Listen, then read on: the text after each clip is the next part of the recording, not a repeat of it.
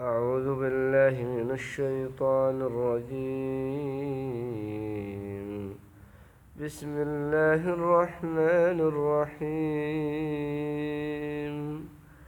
سبح اسم ربك الأعلى الذي خلق فسوى والذي قدر فهدى والذي أخرج المرعى فجعله غثاء أحوى سنقرئك فلا تنسى إلا ما شاء الله إنه يعلم الجهر وما يخفى ونيسرك لليسرى فذكر إن نفعت الذكرى سيذكر من يخشى ويتجنبها